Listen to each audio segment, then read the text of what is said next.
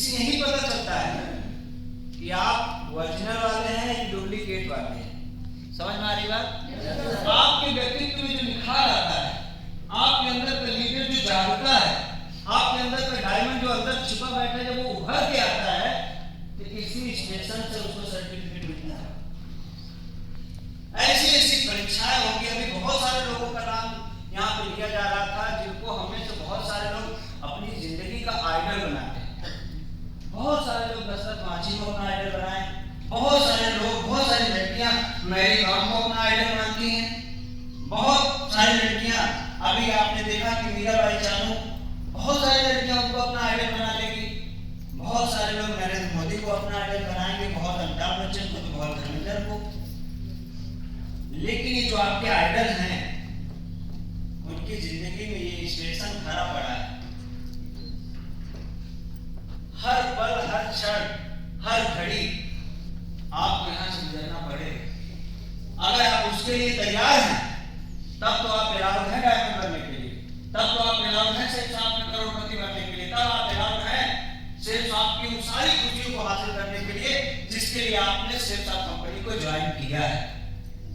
लेकिन इस स्टेशन को देख के अगर आपकी रूह कांप गई, आपका दिल दहल गया, आपका आत्मविश्वास डोल गया, आपकी अंतरात्मा ने गवाही दे दिया कि आपके बस का नहीं है, तो एक चीज जान लीजिए, फिर जिंदगी में कुछ भी हासिल करना आपके लिए असंभव हो जाएगा। कोई ऐसा क्षेत्र नहीं है, कोई ऐसी जगह नहीं है जहां इस दौर से ना गुजरना पड़े। एक आदमी की वैकेंसी आ जाए, 100, 200, 400 वैकेंसी रहे, 2-2 लाख, 4-4 लाख लड़के एक साथ दौड़ते हैं। कितने लड़कों को मैंने देखा कि गिर जाते हैं, पैर टूट जाता है, उनके गिरे हुए लड़के के ऊपर से दूसरा लड़का दौड़ के जाता है। एक बार ऐसी ही कोई वैकेंसी थी, लोग ट्रेन के ऊपर बैठे थे और ट्रेन से गिरने की वजह से 4 लोगों की मृत्यु हो गई।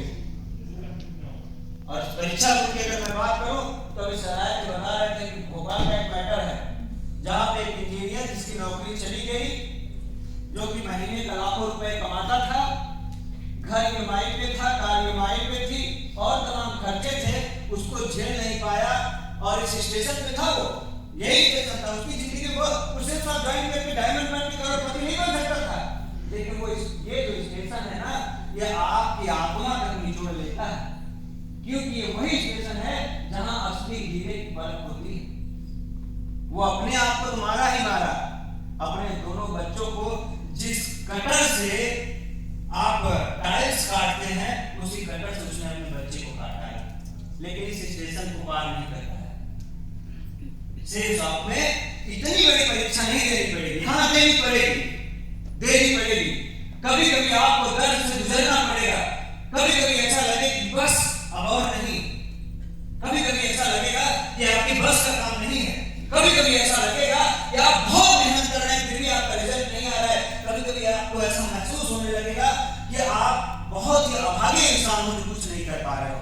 बहुत बार ऐसा होगा कि आप पूरी ताकत, पूरी मेहनत, पूरी हिम्मत जुटा के काम पे लगेंगे, 1% की सफलता आपके हाथ नहीं लगेगी। कभी कभी ऐसा हो, और ये वही दौर है जब आप परीक्षा को स्टेशन पे खड़े रहते हैं। ऐसी ऐसी परीक्षाएं होनी शुरू हो जाएंगी दोस्त, या आप यकीन तक नहीं कर पाओगे। और किसके साथ नहीं हुई, ये कोई नई बात को नाम है, किसके साथ नहीं हुई?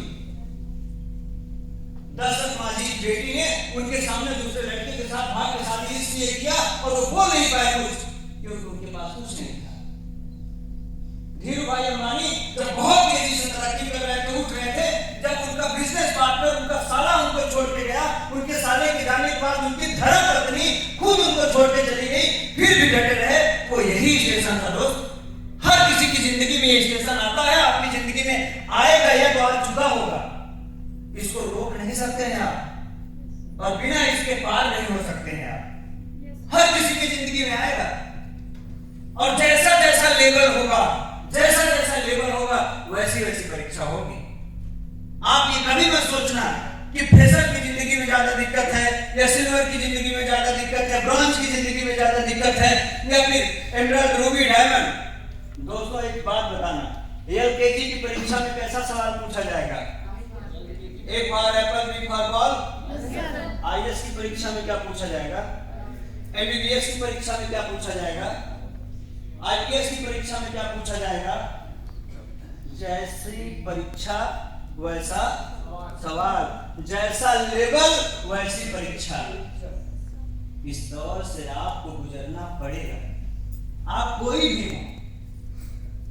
और ये स्टेशन गवाह है, इंसान नहीं। भगवान भी अगर उतर के आ गया ना इस धरती पे, भगवान स्वयं इस धरती पे आ जाए, वो भी इस स्टेशन को छोड़ नहीं सकता। क्या भगवान कृष्ण ने परीक्षा नहीं दी? पैदा होते ही माँ बाप को छोड़ना पड़ा। इससे बड़ी परीक्षा क्या हो सकती है भाई? इससे बड़ी परीक्षा क्या हो सकती है? खुद का मामा उनकी जान के पीछे पड़ा था। ये परीक्षा नहीं थी, ये परीक्षा नहीं थी। जिस गोकुल में बड़े बड़े यारी दोस्ती सब कुछ बनाए, जब बड़े हुए तो उसी गोकुल को छोड़ के जाना पड़ा। ये परीक्षा नहीं थी, ये परीक्षा नहीं थी। क्या भगवान राम ने परीक्षा नहीं दी कि एक रात को डीजे बज रहा है, डांस हो रहा है, पूरे अयोध्या में हर्षोल्लास से दीपक जल रहे हैं, खुशियां मनाई जा रही हैं कि सुबह राम का दीपोत्सव होगा, सुबह राम को राजा बनाया जाएगा और अगली ही सुबह सुनने को मिलता है 14 वर्ष का वनवास। क्या ये परीक्षा नहीं है? क्या ये परीक्षा नहीं थी? और इतना ही नहीं, जिस धर्म पत्नी ने उनका साथ दिया उसको रावण उठा के लेके चला गया। क्या ये परीक्षा नहीं है?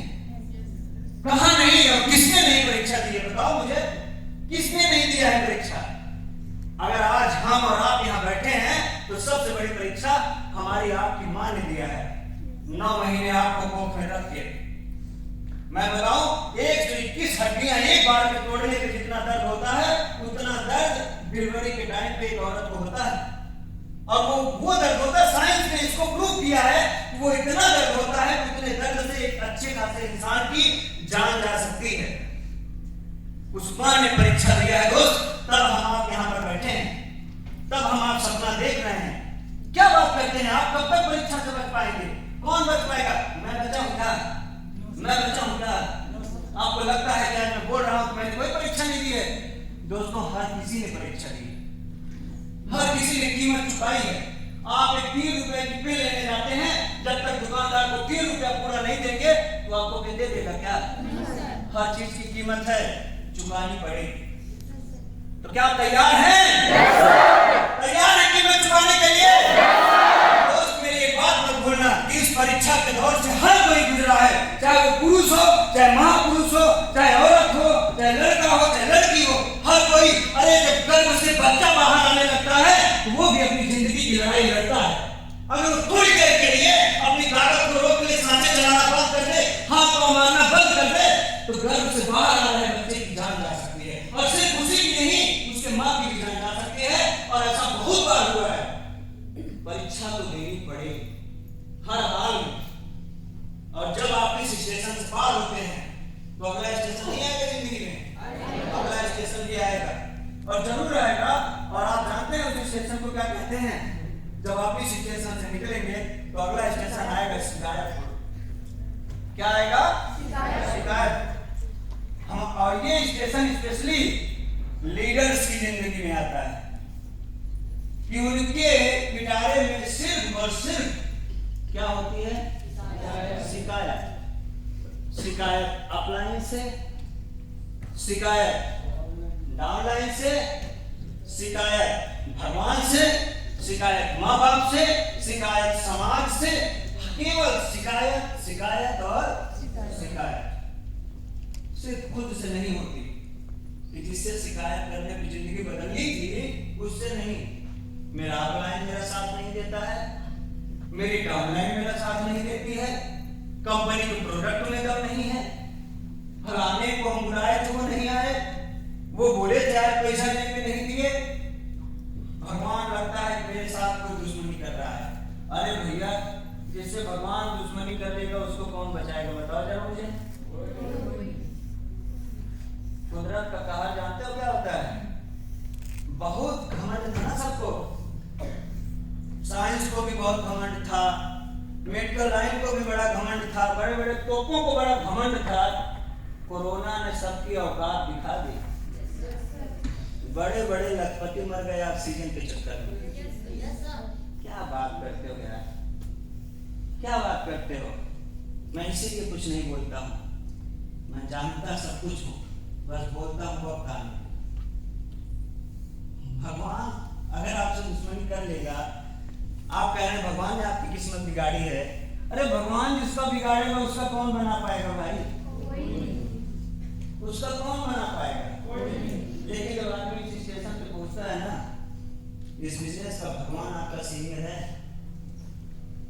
एक बात बताओ, आपके साथ दो लोग ज्वाइन हो जाए, सारे लोगों को मेरी आवाज सुनाई दे रही है? आपके साथ दो लोग ज्वाइन हो जाए, आप में से कितने लोग चाहेंगे कोई दोनों लोग मर जाए? क्यों? हाँ बोलो ना भाई। ये तो जीरो वाला भी मेरी बात को समझ रहा होगा कि अगर आपके साथ दो नए लोग ज्वाइन हो जाएं इस बिजनेस में, आप क्या चाहोगे कि वो दोनों मर जाएं? फिर क्या चाहोगे? आप चाहोगे कि ये दोनों डायमंड बन जाए ना? तो शिकायतपुर में जब आप पहुंचते हैं तो आपको ऐसा कैसे लगता है कि आपका सीनियर आपको आगे बढ़ने से रोक सकता है? कैसे रोक सकता है भाई? जब आप अपने दो लोगों को मरते हुए नहीं देखना चाहते, तो अपने हजारों लोगों को मरते हुए कैसे देख सकता है? और कौन सा ऐसा माँ बाप होगा जिसको अपने बच्चे के मरने पे खुशी मिलती है? मुझे बताओ ना।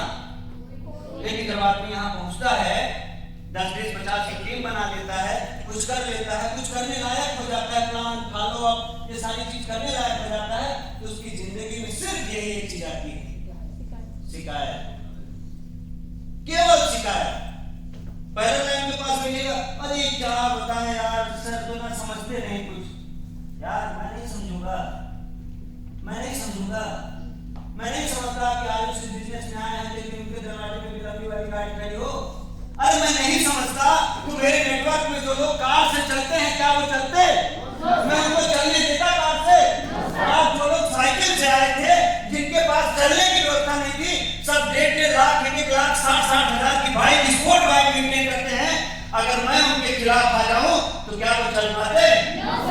जो लोग फोन लेके आए थे जो कि रबड़ से बंधा हुआ था कि बैटरी न निकल जाए, आज 15,000 20,000 25,000 का स्मार्टफोन इस्तेमाल करते हैं, अगर मैं निकाल लेता तो इस बिजनेस में रहते? लेकिन दोस्तों जब आपकी ट्रेन यहाँ पहुंचती है ना शिकायतपुर, हर एक आदमी को शिकायत होती है अपने सीनियर से। रेस में जो घोड़ा दौड़ता है, पानी देना भाई जरा, रेस में जो घोड़ा दौड़ता है उस पे जो घुड़सवार होता है, अगर वो उस घोड़े को सहलाने लगे रेस के टाइम पे, किस टाइम पे? रेस के टाइम पे, क्या वो घोड़ा रेस जीतेगा? क्यों? उस घोड़े को अगर रेस जितवाना है तो कैसे जितवाएगा? बताओ ना, बोलो यार, आपसे बात कर रहा हूं मैं। उसको इतना चाबुक मारेगा, इतना चाबुक मारेगा, इतना चाबुक मारेगा, उसको इतना असहनीय दर्द हो जाए तो अपनी जिंदगी की सबसे हाईएस्ट स्पीड मेंटेन कर ले, इसलिए वो घुड़सवार उसको बार बार चाबुक मारता है। इतना दर्द हो जाए, और दर्द में ना या तो आदमी टूटता है या तो बनता है, इतना दर्द देता है वो घोड़ा रेस जीत जाता है। उसके बाद वो पीठ थपथपाता है, उसके बाद वो सहलाता है, और उसके बाद उसको उस घोड़े से ज्यादा तकलीफ का एहसास होता है। और यहाँ आपका सीनियर आपको रेस जितवाना चाहता है दोस्त। रेस हरवाने के लिए यहाँ आगरा में इस हाई क्लास की प्रॉपर्टी में नहीं बुलाया गया है, रेस जीतने के लिए बुलाया गया है। आपको उन सभी लोगों को जोरदार तमाचे के साथ जवाब देना है जो लोग आपकी असफलता की राह देख रहे हैं, जो लोग इस इंतजार में बैठे हैं कि कब आप असफल होकर आओगे और उनके सामने गिड़गिड़ाओगे, उन सबको जवाब देना है। ऐसे किसी स्टेशन पे नहीं करना है, अपने सीनियर से बिल्कुल कंप्लेन नहीं करना, अपने डाउनलाइन से बिल्कुल कंप्लेन नहीं करना, अड़ोसी पड़ोसी इधर उधर नातेदार रिश्तेदार किसी से कंप्लेन नहीं करना मेरे भाई, क्योंकि कंप्लेन करने से अगर सफलता मिलती तो कंप्लेन के बड़े बड़े ऑफिस खुलते कि भाई कंप्लेन करो और सफल हो जाओ। सफलता आपके कर्मों से मिलती है, सफलता आपकी नियति से मिलती है, सफलता आपके गोल सेटिंग से मिलती है, माइंड सेट से मिलती है, ना कि शिकायत करने से। और जब आदमी बातों को समझता है और इस स्टेशन पे नहीं उतरता, तब वो अगले स्टेशन पे जाता है, और अगला स्टेशन उसकी जिंदगी में क्या आता है मालूम? आलस्यपुर। अगला स्टेशन क्या आ जाएगा? आलस्यपुर। जब यहाँ से बचा, बात को समझा, तो कहाँ पहुंचा? आलस्यपुर। उसकी टीम के एक एसोसिएट ने एक गेस्ट बैठा है, और गेस्ट ने बोला कि सुबह 7 बजे मैं निकल जाऊंगा, अगर 6 बजे आओगे तो मुलाकात होगी। तो 6 बजे बेचारे बिस्तर छोड़ नहीं पाते हैं। 6 बजे बिस्तर नहीं छोड़ते, क्योंकि इनको क्या आता है? क्या आता है? आलस। अभी आज रात को आपके जितने कैप्टन लीडर हैं आपसे मिलने जाएंगे, लेकिन बहुत सारे लोगों को बहुत बुरा लगेगा कि आप गर्मियों में जगाए, दिनों में जगाए, और फिर भी रात को सोने नहीं दे रहे हैं। क्या नींद आप ही की आंखों को आती है? अगर आप जग रहे हैं, पतंगे का जलना हर किसी को दिखता है ना? पतंगे का जलना हर किसी को दिखता है। मैं आपसे पूछना चाहता हूँ, पहले दिया जला कि पतंगा? कौन जला? उस दिए का जलना आपको क्यों नहीं दिखता है? क्यों नहीं दिखता आपको उस दिए का जलना? क्यों आपको सिर्फ और सिर्फ पतंगे का जलना दिखता है? आपके नजरिए की गलतफहमी है, आपका नजरिया सही नहीं है। भाई दिया जला तो पतंगा, और दिया ही नहीं जला होता तो कहां से जलता? आप जग रहे हैं, आपका सीनियर जग रहा है, आप मेहनत करते हैं, आपका सीनियर मेहनत करता है। आपकी डाउनलाइन अगर मेहनत कर रही है तो आपको बिल्कुल भी सोने का अधिकार नहीं है, आलस्य करने का अधिकार नहीं है, क्योंकि सिर्फ और सिर्फ एक ऐसी कंपनी है जो आपको मौका देती है कि आप दूसरे की जिंदगी बदल सको या बना सको या उनकी जिंदगी में खुशियां ला सको। होटल वाला अपना होटल खोल सकता है, क्या ये अपने पड़ोसी का होटल खुलवाएगा? क्या बताओ ना। एक आदमी डीएम बन गया तो क्या पड़ोसी के बच्चे को डीएम बनाएगा? एक आदमी डॉक्टर बन गया, क्या दूसरे के बच्चे को डॉक्टर बनाएगा? लेकिन सेठ साहब में एक आदमी डायमंड बन गया तो उसके मन में क्या होता है कि मेरी टीम में कोई ज्वाइन करे कि ना करे, और जो ज्वाइन करे वो क्या बने? बात समझ आ रही नहीं आ रही? सिर्फ ये एक ऐसी संस्था है जहाँ पे हर व्यक्ति आपकी सफलता के लिए प्रतिबद्ध है, वचनबद्ध है, और नहीं। और हर जगह केवल और केवल आपको भटकाया जाता है, आपको गुमराह किया जाता है, आपके अंदर ऐसी भावना भरी जाती है कि आप कुछ मत करो, खत्म ही हो जाओ। बात समझ आ रही है? हम जो हमारे लीडर होते हैं, जब 10-20 हजार 50 हजार या लाख रुपया कमा लेते हैं, तब उनको क्या आता है? आलस। रिपोर्टिंग टाइम 7 बजे है, अरे यार ये रोज सलाह रिपोर्ट है ना। सीनियर ने ऑनलाइन मीटिंग रख दिया, अरे यार इनको कोई काम धंधा नहीं है ना। सीनियर बुलाया, जल्दी से आओ लीडर मीटिंग करिए। अरे सर आप पहले बताए होते, इनका मोदी से भी ज्यादा बिजी शेड्यूल चलता है, इनको एक हफ्ता पहले बताते तभी आते। समझ में आ रही बात? टूर भी 1 महीना पहले बताया गया, सब आए क्या? तो बात को समझो, बात को समझो कि ये आलस जब आता है, और लोगों ने, बड़े बड़े विद्वानों ने लिखा है कि आलस्य दरिद्र का मूल है। कुछ लोग सो रहे हैं, और जो लोग सो रहे हैं जानते हैं मुझे अंदर से खुशी मिल रही है। आप लोगों को आश्चर्य होगा कि आपके सोने से मेरी खुशी है? यार मैं क्लास चला रहा हूं और आप लोग सो रहे हो, लेकिन ये आप नहीं सो रहे हो। ये नींद भी आप जानते हैं, हमारे यहाँ नींद को भी देवी कहा जाता है, निद्रा भवानी, निद्रा देवी, ये आंसी थी पहले। भगवान जब सब बांट रहे थे, जब सब बट गए थे, लास्ट में पहुंची बेचारी, क्या हमको कुछ दो? कह रहे भैया कहाँ थी अभी तक, अब तो सब बट गया, तो कुछ नहीं करना, हम मानेंगे नहीं, तो सारा न्याय हमारे साथ है, हमको कुछ ना कुछ चाहिए।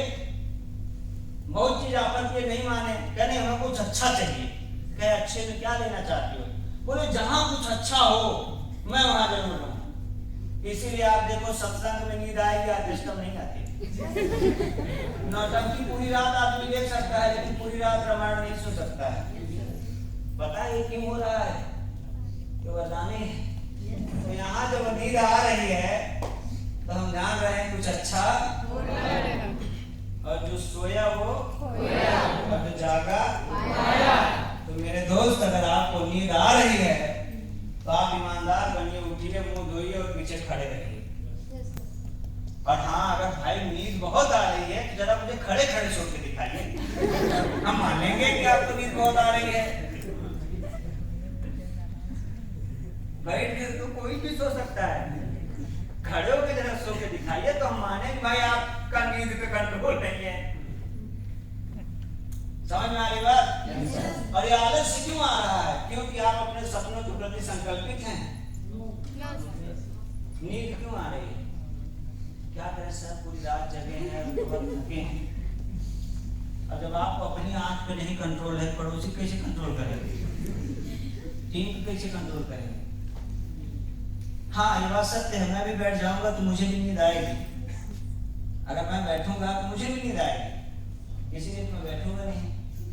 और आपको नींद आ रही है तो आपका भी फर्ज बनता है कि आपको बैठना नहीं चाहिए। जी सर, बोल रहे हैं। तो मैं एक चीज चाहता हूँ कि हम लोग थोड़ा सा दूसरे को परोपकार करें कि ना करें? कितने लोग परोपकार करना चाहते हैं? चाहते हैं? एक जोरदार ताली बजाइए जो लोग।